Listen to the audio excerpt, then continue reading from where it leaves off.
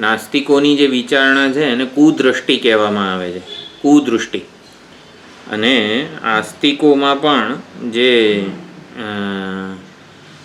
વૈશેષિક ન્યાય, સાંખ્ય, યોગ અને પૂર્વમીમાંસા, આ જે છે પાંચ, એમની ભેદ દ્રષ્ટિ, દ્વૈતવાદી જેને કહેવામાં આવે છે, ભેદવાદી, દ્વૈતવાદી, તાર્કિકો જેને કહેવામાં આવે છે.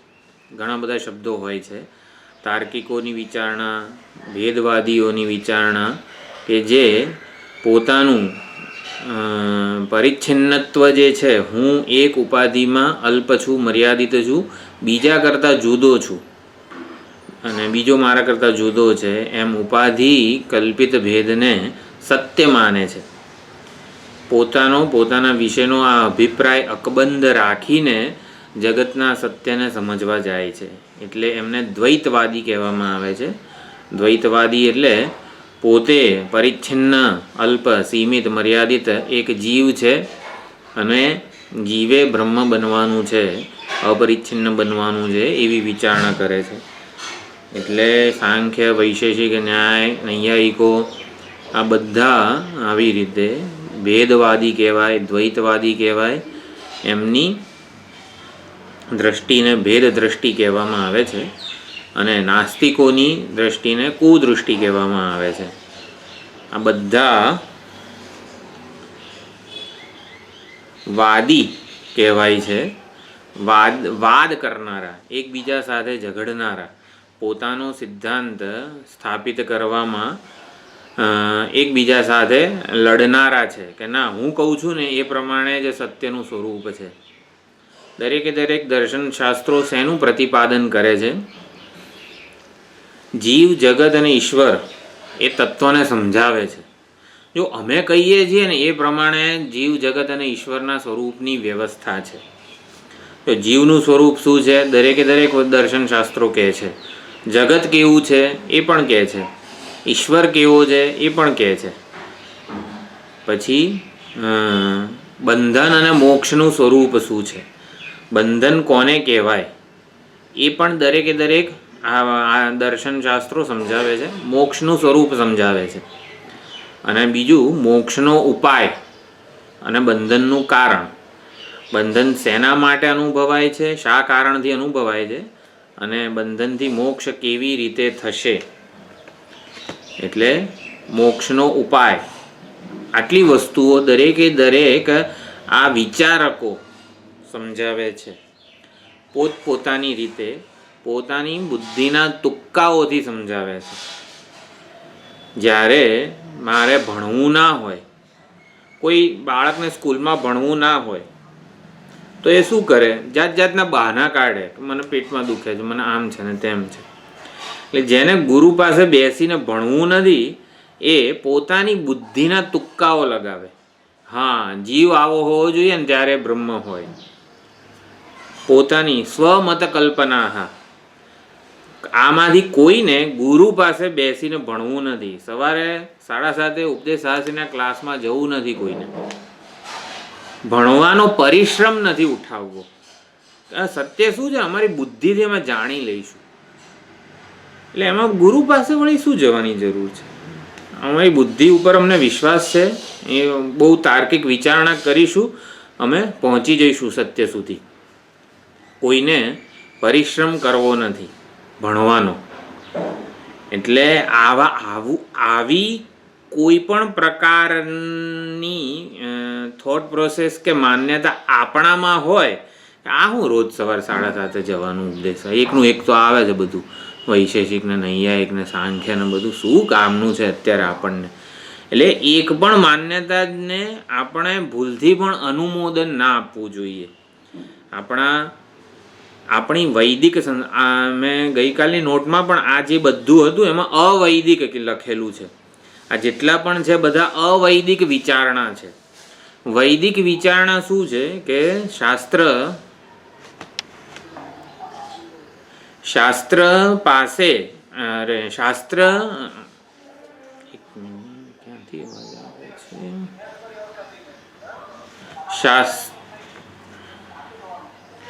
અવૈદિક વિચારણા એટલે શું કે કોઈને ભણવું નથી. સંભળાય છે? હા, ઓકે. અવૈદિક વિચારણા એટલે આચાર્ય પાસે કોઈને આવી રીતે શ્રદ્ધા અને ભક્તિપૂર્વક ભણવું નથી, પોતાની બુદ્ધિની તુક્કાઓ કે કલ્પનાઓ કરીને સત્યને સમજવાનો પ્રયત્ન કરવો છે, એને અવૈદિક વિચારણા કહેવાય. એવી કોઈ પણ માન્યતાનું ટ્રેસિંગ પણ આપણી બુદ્ધિમાં ન હોવું જોઈએ. એટલા માટે આ બધા મતોનું ખંડન થઈ રહ્યું હોય છે અને એ ખૂબ જ જરૂરી છે. માટે ભગવાન ભાષ્યકાર પણ એ વસ્તુ કરી રહ્યા છે. આપણો વૈદિક સિદ્ધાંત, વૈદિક વિચારણા કોને કહેવામાં આવે છે? ગુરુ શિષ્ય પરંપરા એટલે આચાર્ય પાસે વેદ વિદ્યાનું અધ્યયન થવું, એના સિવાય કલ્યાણનો બીજો કોઈ વિકલ્પ નથી. કલ્યાણના 5-6 વિકલ્પો હોય તો આપણે ચાલો ભણવું નથી, પણ આવી રીતે આપણું કલ્યાણ કરી લઈએ. કલ્યાણનો વિકલ્પ નથી. આચાર્ય પાસે વેદ વિદ્યાનું અધ્યયન કર્યા સિવાયનો બીજો કોઈ વિકલ્પ જ નથી કલ્યાણનો. એટલે આપણે આપણું હિત ઈચ્છતા હોઈએ, કલ્યાણ ઈચ્છતા હોઈએ તો આચાર્ય પાસે આચાર્ય સન્મુખ, ઝૂમ મિટિંગમાં નહીં, આચાર્ય સન્મુખ બેસીને આવી રીતે વેદ વિદ્યા કે આપણી જે પ્રાચીન વિદ્યા છે એનું આપણે અધ્યયન કરવું જોઈએ. આચાર્ય સન્મુખ હોય તો એ અદૃષ્ટ ઉત્પન્ન કરે છે અને આવી રીતે અજ્ઞાન નિવૃત્તિ કરવામાં કારણભૂત બને છે. માટે વૈશેષિક ને સાંખ્ય વગેરે થોડોક પરિચય મેળવીશું. આ વૈશેષિક દર્શન કયા સંજોગોમાં વગેરે આવ્યું, કઈ જરૂરિયાત ઊભી થઈ સમાજમાં કે જેમણે વૈશેષિક વિચારણાને અનુમોદન આપવું પડ્યું. એ વખતે એક સંજોગો રચાયા હતા માટે વૈશેષિક છે, સાંખ્ય છે વગેરે વગેરે બધા વિચારકો આવ્યા.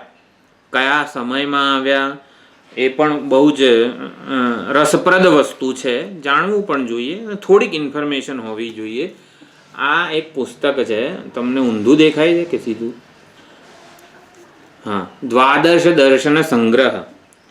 આ 12 દ્વાદશ દર્શન જે આપણી વૈદિક સંસ્કૃતિના છે, 6 આસ્તિક દર્શન, 6 નાસ્તિક દર્શન, એ સિદ્ધાંત, એના આચાર્યો, એની જરૂરિયાત, એ શું પ્રતિપાદન કરે છે બધું સંસ્કૃતમાં જ છે. એટલે એમાં થોડુંક આપણે જેમ ચાર્વાકવતનું થોડીક માહિતી મેળવી હતી એવી રીતે આ વૈશેષિક શું છે, સાંખ્ય શું છે, બહુ ભારે ના થઈ જાય એટલે સરળતાથી જ આપણે લઈશું, પણ આપણા જીવન સાથે કનેક્ટ કરીશું એને, જેથી એ વિચારણા આપણને પ્રસ્તુત લાગે. દ્વાદશ દર્શન સંગ્રહ. કૈલાસ આશ્રમના જે બધા પીઠાધીશ્વર હોય, મહામંડલેશ્વર, આચાર્ય મહામંડલેશ્વર, એ બધી જુદી જુદી એની ઓલી પોસ્ટ હોય છે. તો દ્વાદશ દર્શન સંગ્રહ, 12 દર્શનમાં જે નિપુણ હોય, જે કૈલાસ આશ્રમના જે પીઠાધીશ્વર હોય છે, 12 દર્શનમાં, કાશીના બધા પંડિતો હોય, 12 દર્શન ભણેલા હોય છે. અને ત્યારે એ આવી સુંદર રીતે આ બધું વિષ્ણુદેવાનંદ ગિરિજી વગેરે જે છે કૈલાસ આશ્રમના પાદનોંધ ને બધું જેમણે ફૂટનોટ્સ રચી છે, બધું આ લોકો ભણેલા હોય. ત્યારે એટલી સ્પષ્ટતા એ લોકોમાં હોય છે સ્વસિદ્ધાંત બાબતે. એટલે પોતાના સિદ્ધાંતની જે ક્લેરિટી છે એના માટે પણ આ વસ્તુ જાણવી, ઓળખવી ખૂબ જ જરૂરી છે. વેદાંત સિદ્ધાંત જ એકમાત્ર પ્રસ્તુત લાગે આપણા જીવનમાં આપણને, એ માટે પણ આ માહિતી મેળવવી જરૂરી છે. એ પ્રમાણે આપણે મેળવતા રહીશું. પ્રથમ મલ્લ ન્યાય એટલે કે આમ તો આ બધા દર્શનશાસ્ત્રો એકબીજાનો જ વિચારણાને ખોટી ઠેરવે છે, અને છેલ્લે સાંખ્ય છે, સાંખ્ય પ્રથમ મલ્લ છે. એટલે સાંખ્યને જો આપણે સાંખ્ય મત વિચારણાનો આપણે નિષેધ કરી દઈએ તો આપણે જીતી ગયા કહેવાય, એ જાણે કે. એટલે એ પ્રમાણે સૌથી છેલ્લે સાંખ્ય મતનું ખંડન માંડુક્ય કારિકામાં કરેલું છે. વેદાંત શાસ્ત્ર વ્યવહાર પૂરતું સાંખ્યની વિચારણાને અપનાવે પણ છે. વ્યવહારને, જગતના સર્જનને વગેરેને સમજવા માટે સાંખ્યમતનો આદર પણ કરે છે, પરંતુ સત્યના સ્વરૂપ માટે એ સાંખ્યમતનો સ્વીકાર કરતો નથી.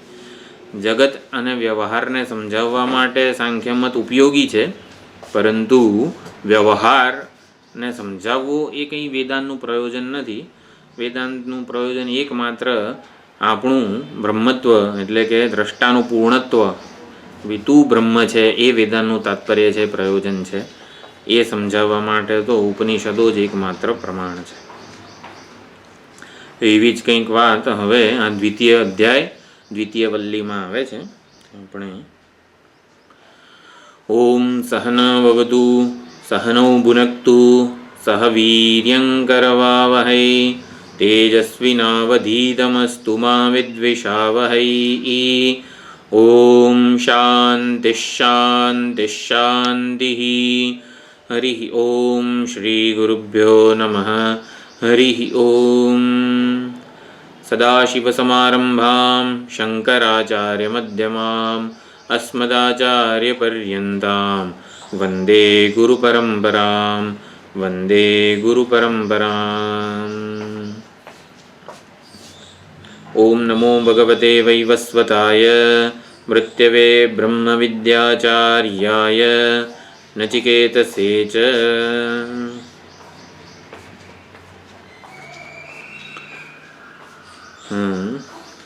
આગળના મંત્રો જે છે અભેદ દ્રષ્ટિ કે અદ્વૈત તત્વ, ચૈતન્યની આત્માની એકતા અદ્વિતીયતા દ્રષ્ટાંતો વડે પણ સમજાવવામાં આવી અને અભેદ દર્શનની સ્તુતિ કરવામાં આવી, ભેદ દર્શનની નિંદા કરવામાં આવી કે કેવી રીતે ભેદ દર્શન એ આપણા માટે અપકાર કરનારું છે, દુઃખદ છે, આપણનું આપણું અધોપતન કરનારું છે એ પણ બતાવવામાં આવ્યું.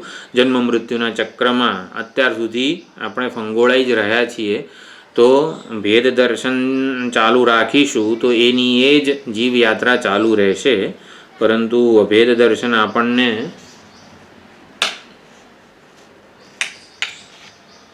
આવી રીતે સંસાર ચક્રમાંથી મુક્ત કરનારું છે. કેમ? કારણ કે વાસ્તવિકતા ના પાયા ઉપર એ રચાયેલું છે, વાસ્તવિકતાને અનુરૂપ છે. આ વેદાંત શાસ્ત્ર જે અભેદ દર્શન સમજાવે છે એ વાસ્તવિકતા છે, મારા વિશેની વાસ્તવિકતા છે. આટલું સમજાવ્યું દ્વિતીય અધ્યાયની પ્રથમ વલ્લીમાં યમરાજાએ. અને પછી હવે બીજી રીતે યુક્તિ અંતર એટલે કે બીજી કોઈ પ્રક્રિયાથી પણ, કારણ કે બ્રહ્મતત્વ ગ્રહણ કરવું બુદ્ધિ વડે ગ્રાહ્ય નથી. એ કોઈક વિષય નથી કે જેને આપણી બુદ્ધિ સમજી શકે.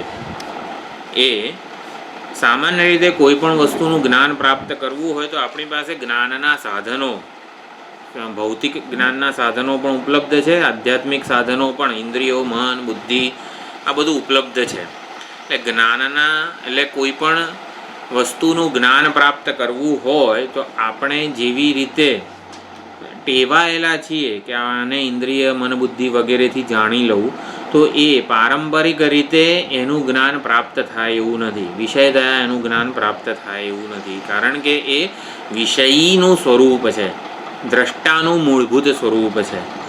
એટલે જે જ્ઞાનના સાધનો વડે જાણનારો છે એનું જ્ઞાન પ્રાપ્ત કરવાનું છે.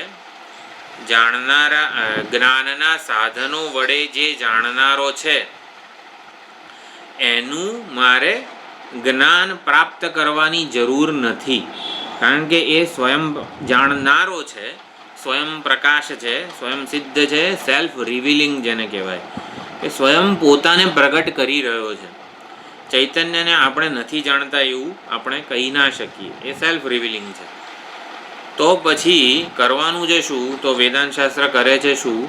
તો જે ચૈતન્ય છે જેને આપણે સેલ્ફ રિવીલિંગ તરીકે જ હું રૂપે જ અનુભવી રહ્યા પણ છીએ, અજ્ઞાન હોય, બંધન હોય, ગમે ત્યારે પણ દરેક પરિસ્થિતિમાં, જાગ્રત, સ્વપ્ન, સુષુપ્તિમાં ચૈતન્યને હું રૂપે આપણે ઓળખીએ જ છીએ.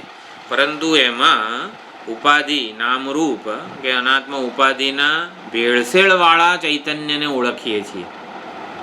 એટલે ચૈતન્યને માંથી એ ભેળસેળ થઈ ગયેલો જે અંશ છે એની નિવૃત્તિ વેદાંત શાસ્ત્ર કરે છે.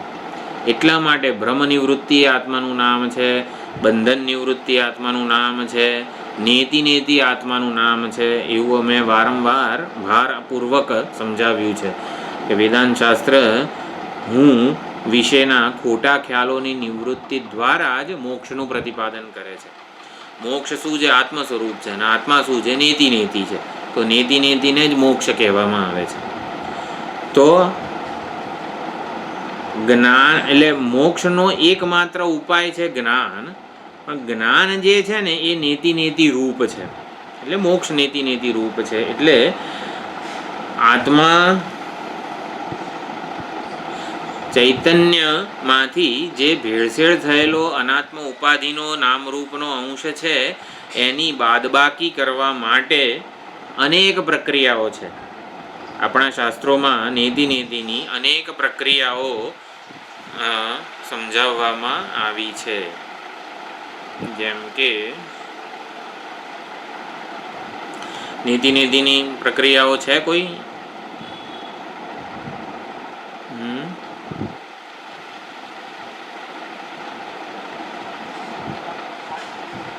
હા, એક મિનિટ મારે હા બોલો.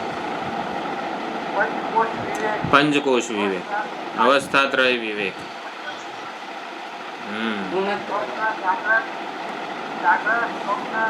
અવસ્થાત્રય. અનેક પ્રક્રિયાઓથી આ વસ્તુ સમજાવવામાં આવે છે. અધ્યારોપ અપવાદ પણ એક પ્રક્રિયા કહેવાય. અધ્યારોપ અપવાદ પણ એક પ્રક્રિયા છે. બંધન પણ આવી રીતે અજ્ઞાન કલ્પિત છે વગેરે પણ એક પ્રક્રિયા છે. આમ જુદી જુદી રીતે બ્રહ્મતત્વને સમજાવવામાં આવે છે. બ્રહ્મતત્વનું આત્મ સ્વરૂપે પ્રતિપાદન કરવામાં આવે છે.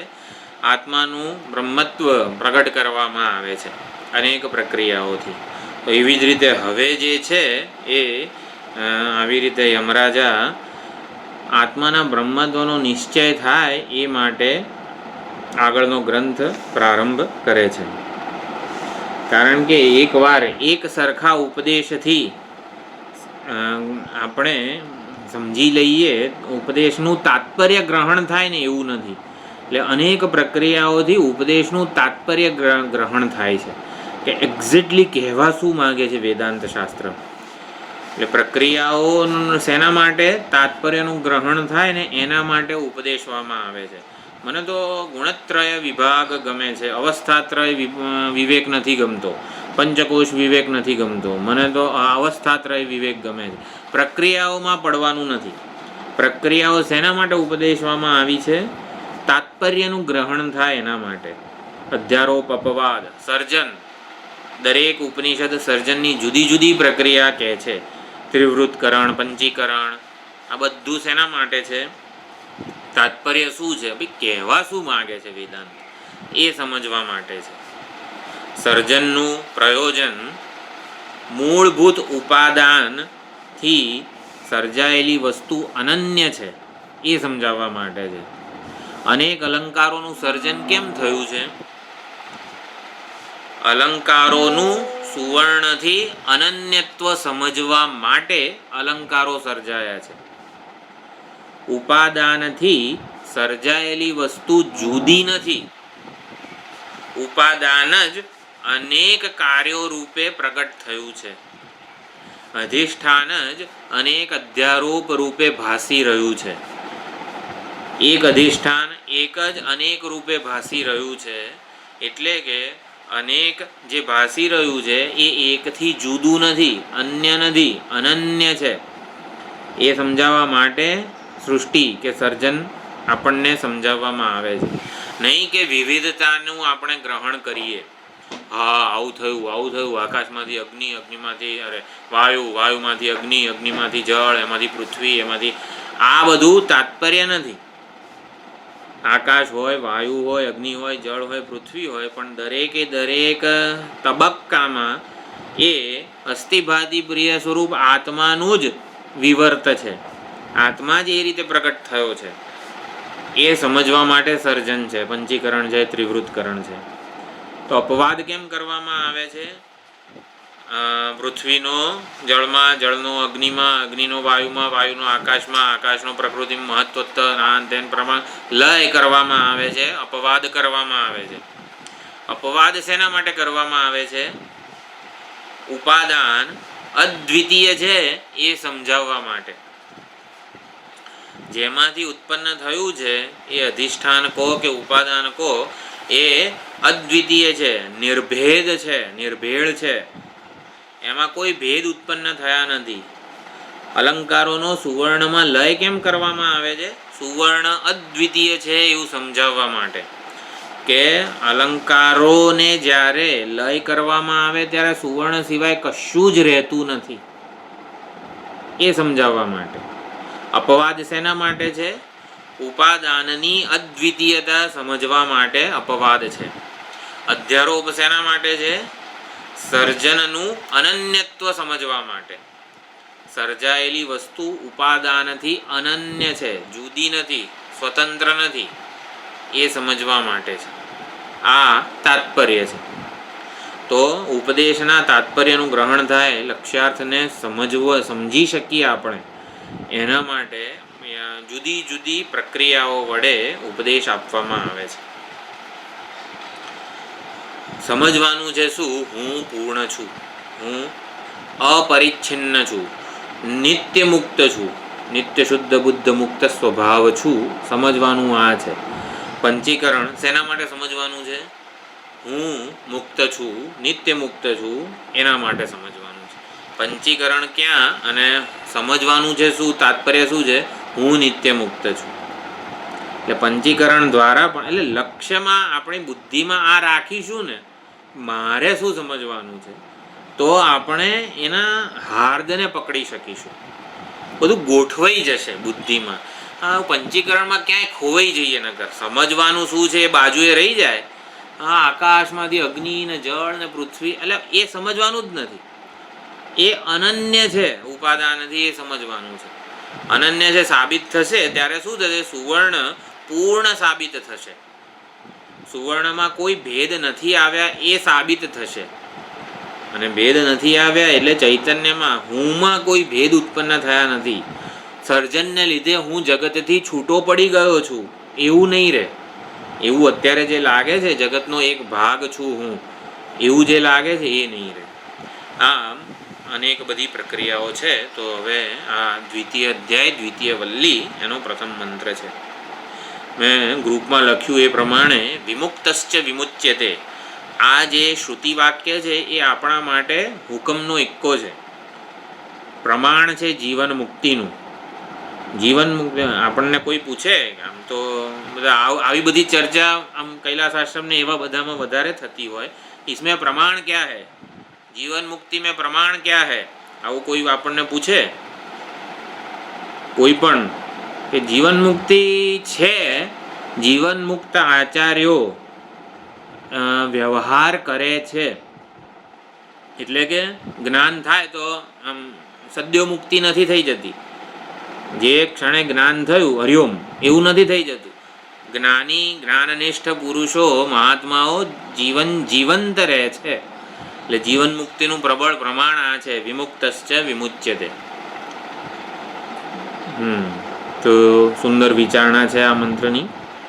દરેકે દરેક મંત્ર ખૂબ જ ગહન ચિંતન આપી જાય છે આપણને, વિચાર પાથું આપી જાય છે. તો પ્રથમ મંત્ર છે પુરમેકાદશદ્વારમ અજસ્યા વક્રચેતસઃ અનુષ્ઠાય ન શોચતી વિમુક્તશ્ચ વિમુચ્યતે. વિમુક્તશ્ચ વિમુચ્યતે, જે મુક્ત જ છે એ મુક્તિને પ્રાપ્ત થાય છે. જે એતદ્વૈ તત રહી ગયું.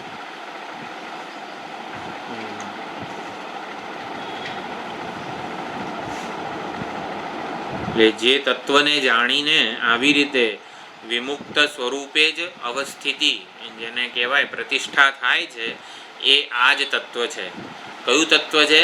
અજસ્ય અવક્ર ચેતસઃ. બે શબ્દો કીધા છે. અજસ્ય અવક્રચેતસઃ છઠ્ઠી વિભક્તિ છે. અજન્મા અને નિત્ય શુદ્ધ ચૈતન્ય જ્યોતિ સ્વરૂપ અવક્રચેત યસ્ય સહ એને અવક્રચેત. વિશુદ્ધ વિજ્ઞાન સ્વરૂપ અને એવું પણ કહી શકાય એવા આત્મતત્વનું પૂરમ એકાદશ દ્વારમ, એકાદશ દરવાજાવાળું, 11 દરવાજાવાળું આ નગર છે, આ શરીર. આ શરીરમાં અજ અને અવક્ર ચેતા એવો આત્મા ઉપલબ્ધ છે. આપણે એવું કહીએ કે આશ્રમમાં સ્વામીજી છે તો આશ્રમ સ્વામીજીનું ઉપલબ્ધિ સ્થાન છે, એવું થાય ને. સ્વામીજી આશ્રમમાં છે એનું વાક્ય, એનું અર્થઘટન આવું થાય કે સ્વામીજીનું ઉપલબ્ધિ સ્થાન, સ્વામીજીને મળવું હોય, સ્વામીજીને જાણવા હોય તો ક્યાં જવાનું? આશ્રમમાં જવાનું, એટલે ઉપલબ્ધિ સ્થાન. એવી રીતે તદસ્ય અમૃતસ્ય અવ્યયસ્ય અશરીરસ્ય આત્મનઃ અધિષ્ઠાનમ, એવું છાંદોગ્યમાં કીધું. આ એકાદશ પુરમ, એકાદશ દ્વારવાળું જે પૂર છે, નગર છે, એ આ અજન્મા અને નિત્ય શુદ્ધ વિજ્ઞાન સ્વરૂપ નિર્વિકાર કૂટસ્થ ચિદ્રૂપ સ્વરૂપ આત્માનું ઉપલબ્ધિ સ્થાન છે. તો આવી રીતે એક દેહાદી સંઘાતમાં ઉપલબ્ધ, એટલે દરેક દેહાદી સંઘાતમાં ઉપલબ્ધ આવા ચૈતન્યને જાણીને, ચૈતન્યને આપણે જાણીએ જ છીએ, એના વાસ્તવિક સ્વરૂપને ઓળખતા નથી. તો શું છે એની વાસ્તવિક સ્વરૂપની ઓળખાણ? તો અજન્મા છે અને અવક્ર ચેતાહા છે. ચેતાહા પુલ્લિંગ, આત્મા જે છે પુલ્લિંગ માટે અવક્ર ચેતાહા, ચેતસ શબ્દ છે એનું પ્રથમા વિભક્તિ. નચિકેતસ સકારાંત પુલ્લિંગ શબ્દ હોય તો પ્રથમા વિભક્તિ નચિકેતાહા એવું થાય. તો એવી રીતે અહીંયા તો છઠ્ઠી છે, અજસ્ય અવક્ર, જે અજન્મા છે, અવક્ર ચેતસ છે એવા આત્માનું, આ નિત્ય વિજ્ઞપ્તિ સ્વરૂપ આત્માનું શરીર રૂપી નગર જે છે એ 11 દરવાજાવાળું છે. અનુષ્ઠાય ન શોચતી, અનુષ્ઠાય એમાં અનુષ્ઠાન કરવાનું છે. એમ શું અનુષ્ઠાન કરવાનું છે? તો વિચાર કરવાનો છે. અનુષ્ઠાનનો અર્થ સુંદર કરે છે બધા આચાર્યો. અનુ અને ષ્ઠાય એટલે સ્થાતિષ્ઠ ધાતુ હોય તો આવી રીતે શકાર થઈ જાય, અનુ છે એટલા માટે, એટલે ઉ છે એટલા માટે. તો સ્થાતિષ્ઠ એમાં સ્થિત થઈને, એને જાણીને, એના ઉપર વિચાર કરીને, એના ઉપર એનું ધ્યાન દઈને, અનુસંધાન કરીને. અનુષ્ઠાય આવા જે ઉપલબ્ધ છે ચૈતન્ય, એનું અનુસંધાન કરવાથી મનુષ્ય ન શોચતી, શોકને પામતો નથી, એટલે કે શોકથી મુક્ત થઈ જાય છે. તરતી શોકમ આત્મવિત, તરતી શોકમ આત્મવિત ક્યાં આવે છે?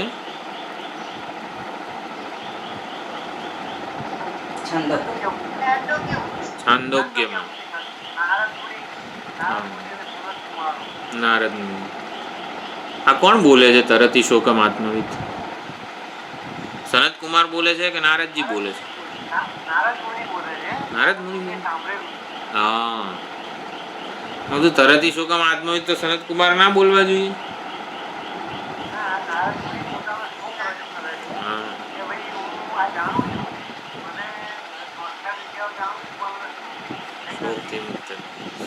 एवं श्रुतं हि एवमे भगवद दृश्येभ्यः तरति शोकम आत्मविदिति. ये चारों को दुख नहीं है, हाँ, शोकम नहीं है. ઘણી વાર ભૂલી જાય. નચિકેતાના પણ જે પ્રશ્ન અન્યત્ર ધર્માદ અન્યત્રા ધર્માદ, આ જે છે એ નચિકેતાનું વાક્ય છે. નચિકેતા પૂછે છે. બાકી આમ લાગે કે ચૈતન્ય કે આત્મતત્વ નિર્વિશેષ છે, ધર્મથી અન્ય છે, અધર્મથી પણ અન્ય છે, અન્યત્ર અસ્માત કૃતા કૃતાદ. આ તો આમ યમરાજાનું વાક્ય લાગે, કારણ કે સિદ્ધાંતનું પ્રતિપાદન થઈ રહ્યું છે. નચિકેતા તો પ્રશ્ન પૂછનારો છે ને, એટલે અન્યત્ર ધર્માદ અન્યત્રા ધર્માદ કોનું વાક્ય છે તો યાદ ના રહે આપણને. નચિકેતાનું છે કે યમરાજાનું છે? નચિકેતાનું છે. એટલે તરતી શોકમ આત્મવિદ પણ નારદજી બોલે છે. તો હું એ આવી રીતે આત્મજ્ઞાન ઈચ્છું છું એવું કીધું છે ત્યાં. તો અનુષ્ઠાય ન શોચતી, આવી રીતે શોકથી મુક્ત થઈ જાય છે. શોક કરતો નથી એવું નહીં, શોક જન્મતો નથી. આવી રીતે પરમાત્માના વાસ્તવિક સ્વરૂપને ઓળખવાથી. અને પછી કીધું વિમુક્તશ્ચ વિમુચ્યતે. બોલીએ શેખરભાઈ. अनुसंधान, डेलिबरेशन, अनुसंधान. विमुक्तश्च विमुच्यते, जे जीवन मुक्त છે એ જ વિદેહ મુક્તિને પ્રાપ્ત થાય છે. એતદ્વૈ તત, એ નિશ્ચય આ તત્વ જે અજસ્ય અવક્રચેત જે તત્વ છે એ ખરેખર આ બ્રહ્મ જ છે. આ એ જ તત્વ છે જેના વિશે નચિકેતાએ અન્યત્ર ધર્માદથી પૂછ્યું હતું. નચિકેતાએ પૃચ્છા કોની કરી હતી? મને નિર્વિશેષ તત્વ વિશેનું જ્ઞાન આપો. નિર્વિશેષ તત્વ, અન્યત્ર ધર્માદ અન્યત્રાસ્માદ કૃતાકૃતાત અન્યત્ર ભૂતાચ્ચ ભવ્યાચ્ચ. એટલે આવું સર્વથી અતીત કોણ હોય, સર્વથી અતીત તત્વનું મને જ્ઞાન આપો, એવું નચિકેતાએ સાદા શબ્દોમાં પૂછ્યું હતું. અન્યત્ર ધર્માદને આપણે જવા દઈએ. નચિકેતાનો પ્રશ્ન શું હતો? સર્વથી અતીત તત્વ છે એનો મને ઉપદેશ આપો. અતીત કોણ હોય? જે નિર્વિશેષ હોય એ સર્વથી અતીત હોય. જે નિર્વિશેષ હોય, જેમ કંઈ વિશેષતા હોય એનું પછી એ તો ગ્રાહ્ય થઈ જાય, જ્ઞેય થઈ જાય, એને પકડી લેવાય. કોઈની પકડમાં કોણ ના આવે? જે નિર્વિશેષ હોય ને એ કોઈની પકડમાં ના આવે. ઇન્દ્રિયોની, મન બુદ્ધિની કોઈની પણ પકડમાં કયું તત્વ ના આવે? જે નિર્વિશેષ હોય, જે અત્યંત સરળ છે. અને એટલા માટે ઇન્દ્રિયો મન બુદ્ધિ ઇન્દ્રિયો મન બુદ્ધિ વડે ગમ્ય નથી. કંઈક વિશેષતા હોત ને ચૈતન્યની તો એને બુદ્ધિથી જાણી લેવાયું હોત, મનથી એનું વિષયીકરણ થઈ શક્યું હોત. કંઈક વિશેષતા હોત તો થોડી ઘણી, આમ કંઈક આમ ઠંડુ ચૈતન્ય, કંઈક વિશેષતા હોત એની તો એ અનુભવાઈ લીધું હોત, એને અનુભવી શક્યા હોત આપણે. એ ડિસ્ક્રિપ્ટિબલ બની જાત, મન અને વાણીનો વિષય બની જાત. પણ એ નિર્વિશેષ છે અને માટે એ અતીત છે. અને અતીત વિશે તો અતીત ચૈતન્ય જે છે ને એને સમજાવવું. એ તદ્વૈ તત, નચિકેતા તે આના વિશે પૃચ્છા કરી હતી અને માટે એ આવું છે. એટલે જેને જાણવા માગીએ છીએ એના વાસ્તવિક સ્વરૂપનું આવી રીતે અન્વેષણ થઈ રહ્યું છે. તો એકાદશ દ્વારમ પુરમ, આપણા સુંદર બધું સ્વામીજીની બુકમાં પણ વર્ણન છે. એકાદશ દ્વાર, 11 દરવાજા, 11 દ્વારપાળો, દરેક દરવાજા ઉપર દ્વારપાળો છે. આ જે નગર છે એ શું છે? આપણો આ દેહાદી સંઘાત એ નગર છે. પૂર એટલે નગર, નગરી. તો દેહાદી સંઘાત નગર છે. નગરની આજુબાજુ ચારે બાજુએ કોટ. આ ત્વચા જે છે એ કોટ છે, આખો સરફેસ એરિયા છે. એના દરેકમાં દરવાજા છે. યસ, નગરી. અને દરેક દરવાજા ઉપર દ્વારપાળ છે, કોઈને અંદર ના આવવા દે. ઉપરી અધિકારીઓ પણ છે દરેકે દરેક દ્વારપાળના. નગરનું સંચાલન કરનાર એક મંત્રી, પ્રધાનમંત્રી જેને કહેવાય એ પણ છે. નગરમાં નગરજનો પણ રહે છે અને રાજા પણ છે, રાજમહેલ પણ છે. તો હૃદય જે છે ને એ રાજમહેલ છે, એમાં રાજા આત્મા જે છે ને એ રહે છે. એટલે 11 દરવાજા તો જ્ઞાનેન્દ્રિયો વગેરે જે છે દ્વારપાળ છે. નાભીમાં એક જે છિદ્ર 11 દરવાજામાંથી 7 તો મસ્તકમાં જ છે, નાભી અને પછી મળમૂત્રના જે દ્વાર છે. તો નાભીમાં સમાન વાયુ દ્વારપાળ છે અને નીચે બ્રહ્મરંધ્રમાં પ્રાણવાયુ દ્વારપાળ છે. અને બાકીના જે 2 દ્વાર છે અધોદ્વાર, એમાં અપાનવાયુ દ્વારપાળ છે. તો આવી રીતે સુંદર બધું સમજાવેલું છે. સૌથી એટલે મહત્વનું અજસ્ય હાજી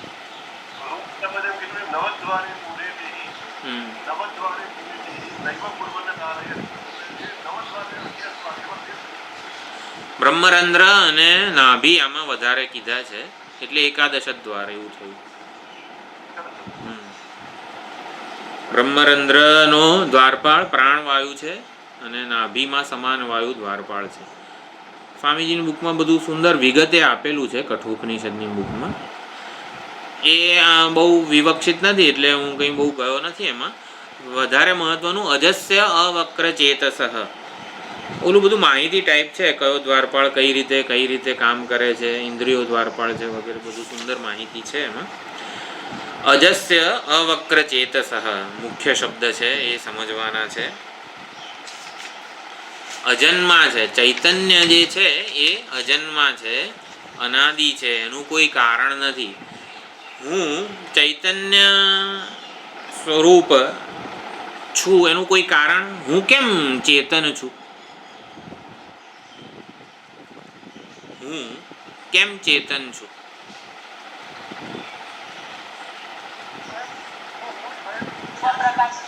સ્વપ્રકાશ. હું કેમ સ્વપ્રકાશ છું? હું કેમ મને જાણું છું?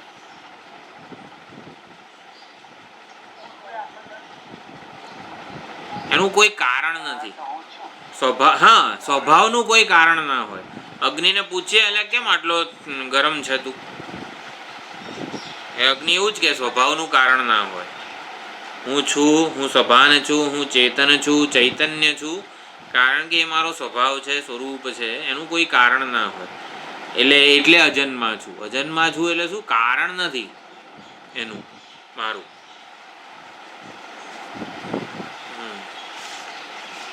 તો દેહાદિ સંઘાતમાં જે ઉપલબ્ધ ચૈતન્ય છે એ અજન્મા છે. અવક્ર ચેતા, અજહ અને અવક્ર ચેતા.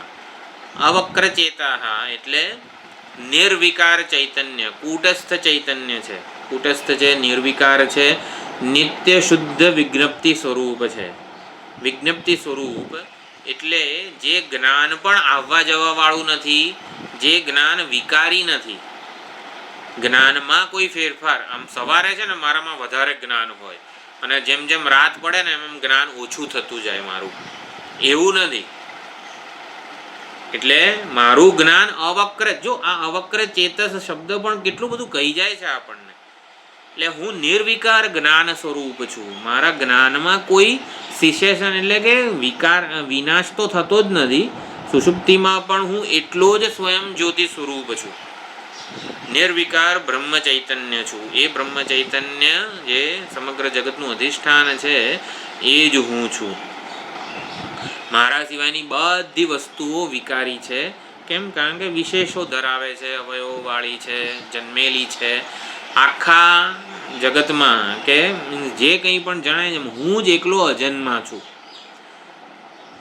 પ્રકૃતિને પણ અનાદિ કીધી છે. સાંજે બધી ચર્ચા આવે છે, અનાદિ કીધી છે, પણ પ્રકૃતિનું અનાદિપણું કલ્પિત છે.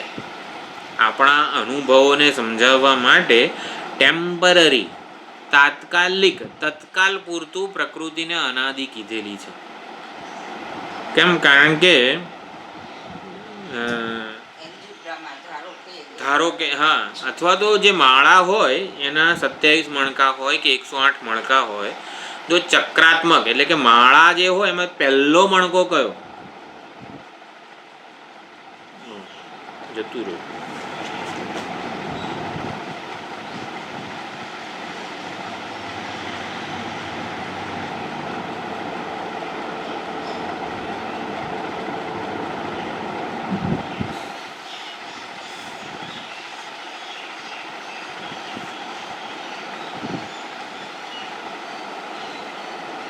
Recording in progress.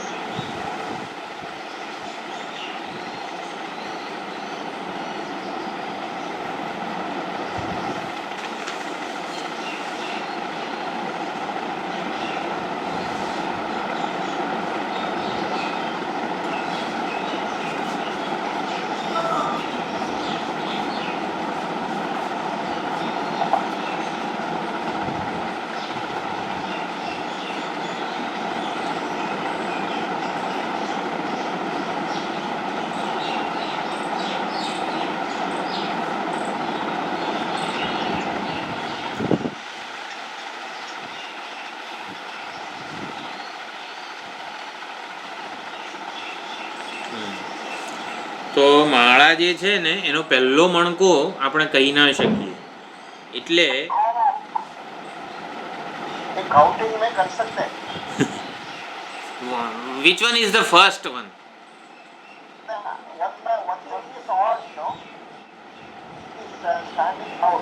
उसके बाद आते हैं वो फर्स्ट. નહીં ઓ જેને શું કહેવાય છે મૂર્ખું મેરુ. મેરુ સિવાયની માળા હોય એમાં પહેલો મણકો કયો?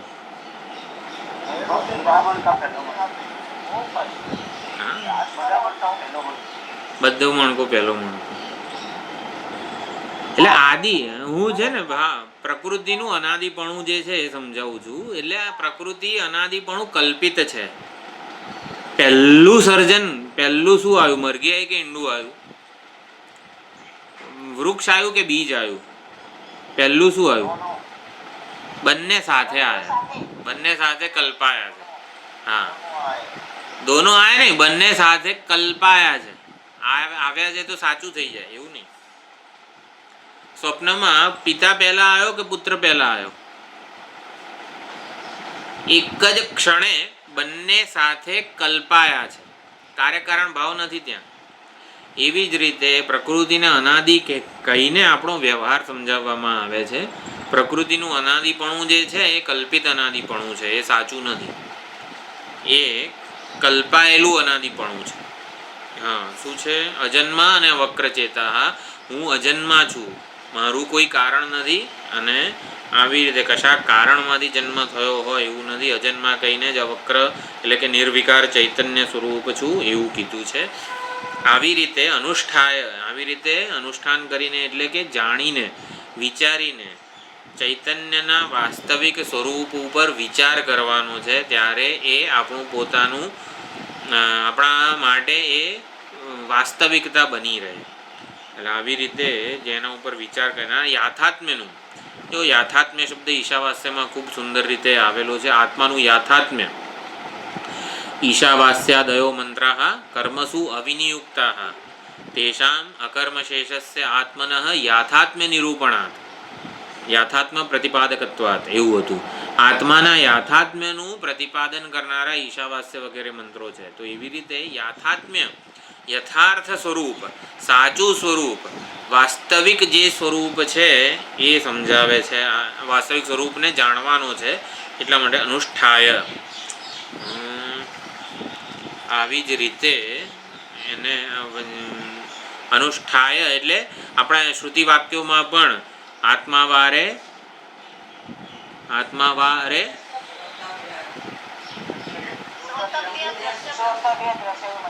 એવું નહીં, એવું જરા ક્રમમાં બોલવું પડે. કઈ રીતે છે? આત્મા વા અરે મૈત્રેયી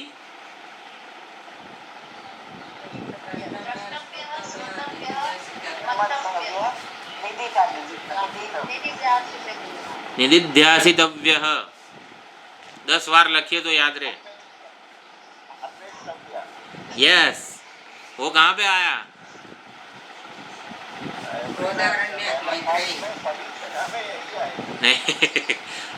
થોડું આમ આપણું પોતાનું લાગે ને એટલા માટે. सोन्वेष्टव्य सह विजिज्ञासितव्य कहाँ पे आया? यस कहाँ पे? छांदोग्य में. कहाँ पे? फर्स्ट चैप्टर में.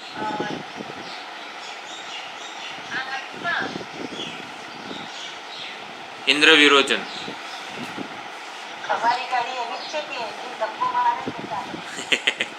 ના આ બધું છે ને આમ બહુ આમ કનેક્ટ થાય. હા મારી વાત થઈ. આમ આપણું તાદાત્મ્ય થાય આ બધી વસ્તુઓ સાથે. એનો આનંદ પણ હોવો જરૂરી છે. એટલા માટે આમ હું વધારે પૂછું છું. હું વધારે પડતી અપેક્ષા રાખું છું તમારી પાસેથી. પણ એમ એટલે એ પ્રમાણે કોક એક જવાબ આપતું હશે ને તો બીજાનો ઉત્સાહ વધશે એવું છે.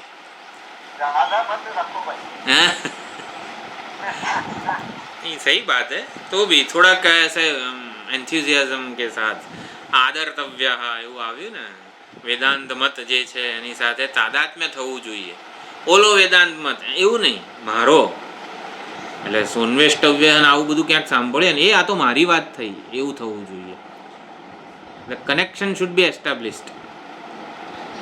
સો અનુષ્ઠાય એના ઉપર વિચાર કરવાનો છે કઈ રીતે આત્માવારે દ્રષ્ટવ્ય શ્રોતવ્ય મંતવ્ય નિધિધ્યાસિતવ્ય સ આત્મા અપહત પાપમાં વિજરો વિમૃત્યુ વિશોકો વિજિગિત્સ અપિપાસ સત્યસંકલ્પ સહ અન્વેષ્ટવ્ય વિજિજ્ઞાસિતવ્ય આ બધા શ્રુતિ વાક્યો જે છે આવી રીતે એના ઉપર વિચાર કરે છે.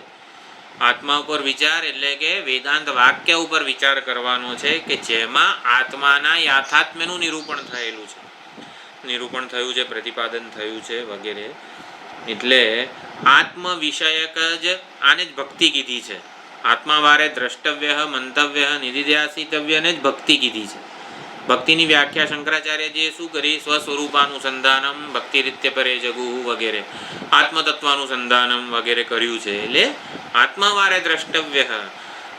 ઘણા લોકોને થાય ને કે વેદાંતમાં કંઈ ભક્તિનું નિરૂપણ નથી, પણ આ વાક્ય આ ભક્તિ દર્શાવે છે. આત્માવારે દ્રષ્ટવ્ય શ્રોતવ્ય એને જ આપણે પરાયણ રહીએ, તત્પર રહીએ. સત્ય શું છે? ગુરુ વેદાંત વાક્યેષુ વિશ્વાસ શ્રદ્ધા. શ્રદ્ધા જે છે એ વિશ્વાસ, આસ્તિક્ય બુદ્ધિને શ્રદ્ધા કીધી છે. અને પછી ભક્તિ કોને કીધી છે? સત્ય બુદ્ધિ જે છે એને શ્રદ્ધા કીધી છે. શું છે? શાસ્ત્ર છે ગુરુ વાક્ય છે સત્ય બુદ્ધ્યવ ધારણા. સત્ય બુદ્ધિ હોવી એને શ્રદ્ધા કીધી છે. અને સત્ય નિષ્ઠા હોવી એને ભક્તિ કીધી છે. સત્ય નિષ્ઠા એટલે શું? સત્યને જ આપણે પરાયણ રહીએ, સત્યને જ પામવાનો અથવા તો જાણવાનો પ્રયત્ન કરીએ. સત્ય જ આપણા માટે સૌથી વધુ મહત્વનું બની રહે. સત્ય માટે પ્રેમ જાગે, સત્ય માટે સમર્પણ આપણને જાગે. આ બધી વસ્તુઓ ભક્તિ છે. તો સત્યનિષ્ઠા એટલે ભક્તિ. તો આવી રીતે આપણે આ જ્ઞાન નિષ્ઠા પ્રાપ્ત કરવા માટે જ તત્પર હોઈએ. એને અનુષ્ઠાય. જો આવી રીતે અનુષ્ઠાય, એવી રીતે કનેક્ટેડ હોઈશું આપણે સત્ય સાથે, આત્મા સાથે, તો ન શોચતી. એનું ફળ કીધું શોક મુક્ત. આત્માને જાણવાથી શોક મુક્તિ કેમ થાય? કેમ આત્મા આમ કંઈક આમ લાડુ જેવો છે તો આમ લાડુને જોઈને આમ આનંદ આનંદ થઈ જાય એવું? આનંદ સ્વરૂપ આત્મા હું છું. આનંદ સ્વરૂપ છે. लिमिटेडनेस खत्म होती है. હા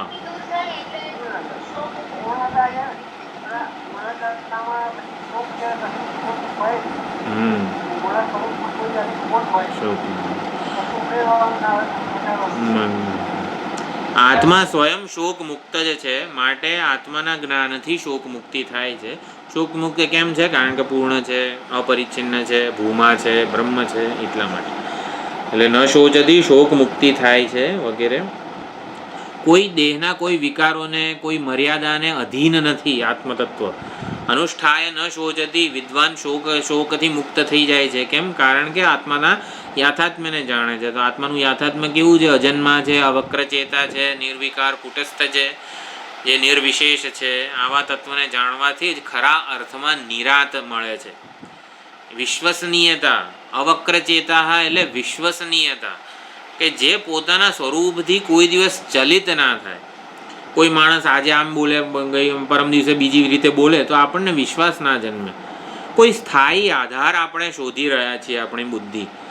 એટલે એ જ વસ્તુ આપણને અવક્રચેતાથી કીધી કે ચૈતન્ય જે છે, આત્મ ચૈતન્ય એ નિર્વિકાર જ્ઞાન સ્વરૂપ છે. એમાં ઘટાડો, વધારો કે વિકાર, ફેરફાર, પરિવર્તન કશું જ થતું નથી. અનેજત છે. અવક્રચેત એટલે અનેજત. જે ઈશાવાસ્ય ઉપનિષદનો ચોથા મંત્રનું જે કીધું, અનેજદ એકમ મનસો જવીય, અનેજત છે, નિષ્કંપ છે, નિર્વિકાર છે, અવિદ્યાથી નિત્ય મુક્ત છે, માટે શોક મુક્ત છે. એટલે શોક મુક્તિ થાય છે વિદ્વાનને. તો વિમુક્તશ્ચ વિમુચ્યતે. આ વાક્ય પણ ખૂબ જ અગત્યનું છે. વિમુક્ત. તો મુક્તિ કોનાથી મળી?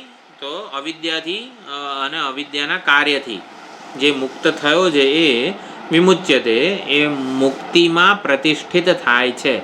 આનું સરળ ભાષાંતર આવી રીતે થાય. છાંદોગ્યમાં પણ આ બહુ જ લાંબો ભાષ્ય હતું આ મંત્ર ઉપર. અસ્માત શરીરાત ઉત્થાય પરમ જ્યોતિરૂપ સંપદ્ય સ્વેન રૂપેણ અભિનિષ્પદ્યતે. ખાસા આમાં 47-50 જેટલા ક્લાસ થયા હતા સ્વામીજીના આ મંત્રને સમજાવવામાં, વિમુક્તશ્ચ વિમુચ્યતે એ વસ્તુ એ છાંદોગ્યમાં પણ આ મંત્રમાં આવી હતી. આ અસ્માત શરીરાદ ઉત્થાય આ શરીરથી ઉત્થાન પામીને એટલે કે શરીર સાથેનું તાદાત્મ્ય જે છે દેહાભિમાન નષ્ટ થઈ જાય. જ્યારે દેહાભિમાન ક્યારે નષ્ટ થાય? જ્ઞાનથી. હું દેહ નથી, હું ચૈતન્ય છું, દેહથી સ્વતંત્ર છું, દેહથી પૃથક છું, દેહમાં સીમિત નથી, મર્યાદિત નથી, દેહથી વિશિષ્ટ નથી, દેહનું કોઈ કાર્ય નથી. એને અસ્માત શરીરાદ ઉત્થાય ઉત્ક્રમણ કીધું. આ શરીરથી ઉત્થાન પામીને ઉત્થાન પામવું જ્ઞાનથી જ થવાનું છે. એટલે શરીરરૂપી વેશ જે છે આત્માનો વેશ છે એ શરીર એ આત્મા નથી, એ તો આત્માનો વેશ છે, અભિવ્યક્તિ કે વ્યવહાર કરવા માટેનું સાધન છે. એનાથી દેહાભિમાન દેહ તાદાત્મ્યમાંથી મુક્ત થઈને પરમ જ્યોતિરૂપ સંપદ્ય પરમ જ્યોતિ સ્વરૂપ અજસ્ય અવક્રચેતસ જે છે એનું વાસ્તવિક સ્વરૂપ છે, એનું સંપાદન એની સંપત્તિ એટલે કે એ પ્રાપ્ત કરીને કે એ પ્રાપ્ત જે છે એને ઓળખીને સ્વેન રૂપેણ અભિનિષ્પદ્યતે સ્વેન રૂપેણ અભિનિષ્પદ્યતે પોતાના સ્વરૂપે જ એ પ્રતિષ્ઠિત થઈને રહે છે. ખાંડ પોતાને ગળપણ વિનાની માનવા લાગે પછી એને બોધ થાય કે ના ગળપણ તો મારું જ સ્વરૂપ છે, ત્યારે એ જ્ઞાનથી થોડીક વધારે મીઠી થઈ જાય ના થાય. તો વિમુક્તશ્ચ વિમુચ્યતે ખાંડ જે પહેલાં પણ ગળી જ હતી એ ગળી થઈને રહે છે. હવે આવું વાક્ય છે, એમાં કશો જ ફેર તો થયું શું હકીકતમાં? એને સમજ આવી કે હું ગરીબ છું. એનું અજ્ઞાન દૂર થયું. હા હંમેશા હા અજ્ઞાન દૂર. કંઈક ઘટના તો ઘટવી જોઈએ ને મોક્ષમાં, કંઈક થાય જ નહીં મોક્ષમાં. એવું કેવું તો સારું ભાઈ, ઘટના ઘટે છે ને એ અવિદ્યાની કે ભ્રમની નિવૃત્તિ રૂપી ઘટના ઘટે છે, આવું સમજાવવાનું છે. સ્વરૂપની પ્રાપ્તિમાં છે ને કશું જ થતું નથી. આ જ વસ્તુને માંડુક્યના ઓલા 7મા મંત્રના ભાષ્યમાં કીધું છે કે જેમ આપણને તાવ આવે અને પછી રોગ નિવૃત્તિ થાય દવાથી, ઔષધથી કે પથ્યથી રોગ નિવૃત્તિ થાય તો સ્વાસ્થ્ય પ્રાપ્તિ થાય છે. તો સ્વાસ્થ્ય પ્રાપ્તિ માટે કંઈ કરવાનું નથી. રોગ આગંતુક હતો અને આગંતુક વસ્તુ દૂર થઈ. સ્વરૂપમાં કશો એટલે સ્વાસ્થ્ય એ સ્વરૂપ છે આપણું, એ સ્વરૂપ છે, એ પ્રાપ્ત થતું નથી. તો થાય છે શું? રોગ નિવૃત્ત થાય છે. એટલે આવી રીતે જ્ઞાનથી અજ્ઞાન નિવૃત્તિ થાય છે, અનર્થ નિવૃત્તિ થાય છે, એવી ઘટના ઘટે છે. બાકી સ્વરૂપની પ્રાપ્તિમાં કશું એટલે મોક્ષ એ પ્રાપ્તવ્ય નથી, આપ્ય નથી, ઉત્પાદ્ય નથી, વિકાર્ય નથી, સંસ્કાર્ય નથી વગેરે બધી વિચારણા પણ સમજી શકાય. વિમુક્તશ્ચ વિમુચ્યતે ઉપાધિની મર્યાદા એને સાલતી નથી. ઉપાધિની મર્યાદાને પણ એ વિભૂતિ તરીકે જ જુએ છે. દરેક વસ્તુ વિભૂતિ થઈ જાય છે જ્ઞાની માટે, એવું અહીંયા છે. અવક્રમ એટલે અકુટિલમ ચેતઃ વિજ્ઞાનમ અસ્ય નિત્ય પ્રકાશ સ્વરૂપસ્ય. નિત્ય પ્રકાશ સ્વરૂપ છે એનું આવું તેજ છે, સ્વરૂપ છે. અવક્ર ચેતઃ અનુષ્ઠાય અનુષ્ઠાય બ્રહ્મસૂત્રનું પહેલું સૂત્ર શું છે?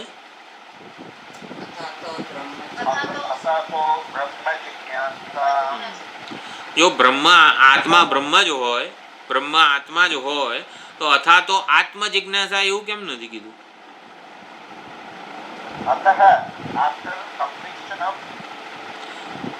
હા મને જાણ્યા પછી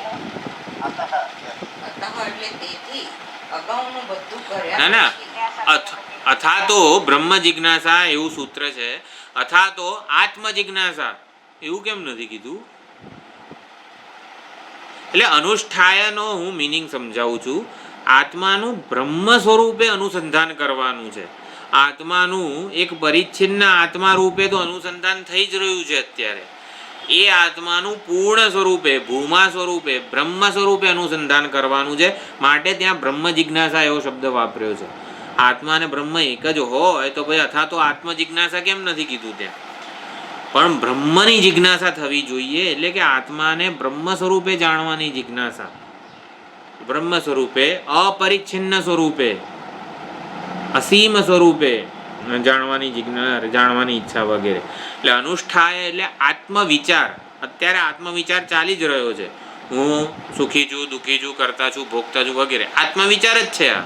પરંતુ આત્મવિચાર બ્રહ્મ વિચારમાં પરિણમે એટલા માટે અનુષ્ઠાય કીધું છે. આત્મવિચાર બ્રહ્મ વિચારમાં પરિણમવો જોઈએ. બ્રહ્મ કેવું છે તો બ્રહ્મ વિચાર જે છે અજસ્ય અવક્રચેત વગેરે નિર્વિકાર કુટસ્થ ચિદ્રૂપ વગેરે વગેરે રૂપે બ્રહ્મ વિચાર થવો જોઈએ. વેદાંત શાસ્ત્ર સાક્ષીના બ્રહ્મત્વનું પ્રતિપાદન કરે છે. સાક્ષીના બ્રહ્મત્વનું, દ્રષ્ટાના પૂર્ણત્વનું પ્રતિપાદન કરે છે. એટલે અનુષ્ઠાય અહીંયા કીધું છે કે એ આપણે ધ્યાનમાં હોવું જોઈએ. ચૈતન્યના ની અદ્વિતીયતાનું, અદ્વિતીય એના સિવાય કંઈ નથી. જડ નામની વસ્તુ ચૈતન્યથી જુદી સ્વતંત્ર નથી. દૃશ્ય જે છે એ દ્રષ્ટાથી સ્વતંત્ર નથી, જુદું નથી, અનન્ય છે એ સમજાવવાનો પ્રયત્ન થઈ રહ્યો હોય છે. એટલે અનુષ્ઠાય આત્મવિચાર બ્રહ્મ વિચારમાં પરિણમે, આત્માનું બ્રહ્મત્વ પ્રગટ થાય એવું પ્રયોજન છે વેદાંતનું. એટલા માટે અનુષ્ઠાય કે અનુસંધાન કરવું જોઈએ.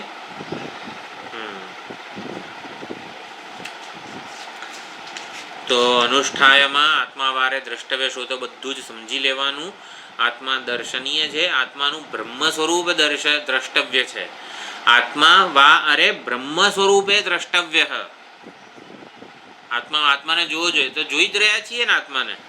આત્મા બ્રહ્મ સ્વરૂપે દ્રષ્ટવ્ય થવો જોઈએ. એટલા માટે બ્રહ્મ સ્વરૂપે શ્રોતવ્ય થવો જોઈએ, બ્રહ્મ સ્વરૂપે મંતવ્ય થવો જોઈએ, બ્રહ્મ સ્વરૂપે નિધિધ્યાસન થવું જોઈએ. અધ્યાસ નિવૃત્તિ થાય શ્રવણથી, અને વિપરીત પ્રત્યય છે દૃશ્યમાં સત્ય બુદ્ધિ વગેરે એ બધું પણ નિધિધ્યાસન વગેરેથી દૂર થાય.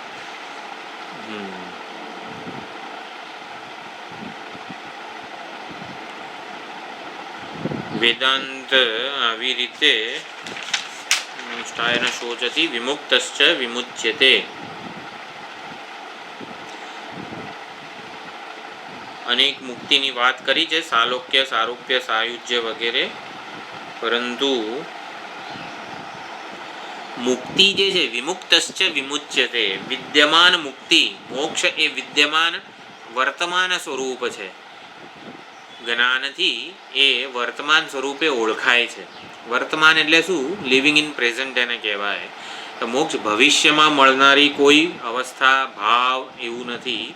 મોક્ષ વર્તમાન છે. અને વર્તમાન કોણ છે? વર્તમાન એટલે ધેટ વિચ એક્ઝિસ્ટ અત્યારે. વર્તમાન કોને કહેવાય? અત્યારે જે દ્રષ્ટા છે, જે દ્રષ્ટા છે. દ્રષ્ટા છે એ વર્તમાન કહેવાય. થોડુંક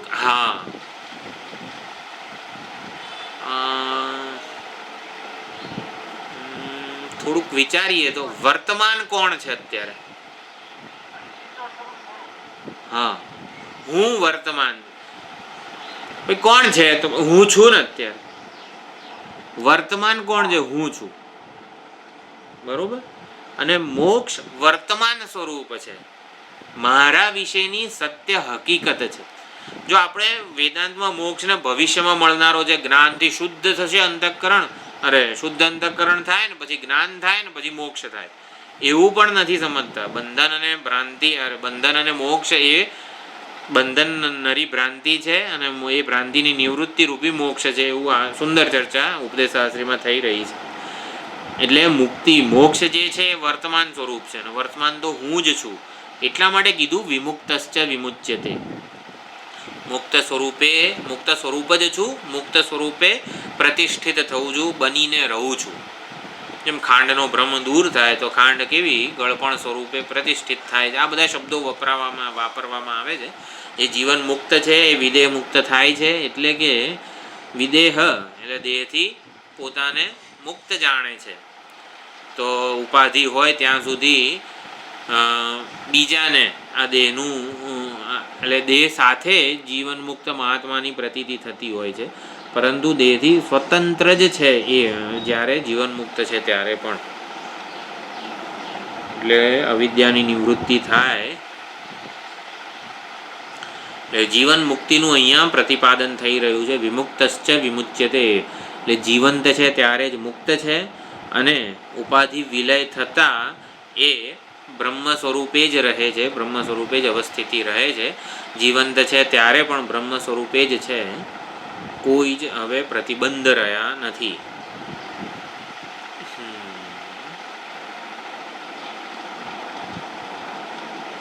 દેહ સાથેનો કલ્પિત સંબંધ જીવન કાળે અસ્તિત્વમાં હોય છે.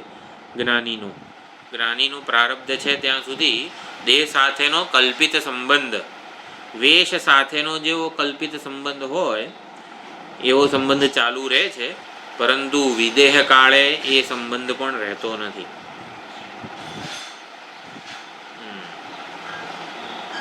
એટલે અહીંયા આવી રીતે દેહાદિ સંઘાતથી અજસ્ય અવક્ર ચેતસ પૂરમ એકાદશ દ્વારમ, એનાથી દેહાદિ સંઘાતથી આત્માનો વિવેક બતાવવામાં આવ્યો. અવક્ર ચેતસ એટલે નિરાકાર જ્ઞાન, અને અનુષ્ઠાય એટલે અભેદેન જ્ઞાત્વા, આવો અર્થ કરે છે આચાર્યો. અનુષ્ઠાય ન શોચતી અભેદેન જ્ઞાત્વા, અભેદથી એટલે બ્રહ્મને પોતાનાથી અભિન્ન સ્વરૂપે ઓળખીને જાણીને શોક મુક્તિ સંભવ છે. તો હવે આ બધું શું કહેવાય, દરેક ઉપાધિમાં એક જ ક્ષેત્રજ્ઞમ ચાપી મામ વિદ્ધિ સર્વ ક્ષેત્રેષુ ભારત, એ જે આખો થીમ છે એ હવેના થોડા મંત્રોમાં ચાલુ રહે છે. દરેક ઉપાધિમાં એક આત્મ ચૈતન્ય, આત્માનું એકત્વ કો, સર્વાત્મત્વ કો, એ બધું પ્રતિપાદન થાય છે. દરેક ઉપાધિમાં આત્મા એક જ છે એવી રીતે. તો એ આપણે આવતી વખતે જોઈશું. ઓમ પૂર્ણમદઃ પૂર્ણમિદં પૂર્ણાત પૂર્ણમુદચ્યતે પૂર્ણસ્ય પૂર્ણમાદાય પૂર્ણમેવાવશિષ્યતે. ઓમ શાંતિ શાંતિ શાંતિ. હરિ ઓમ શ્રી ગુરુભ્યો નમઃ. હરિ ઓમ.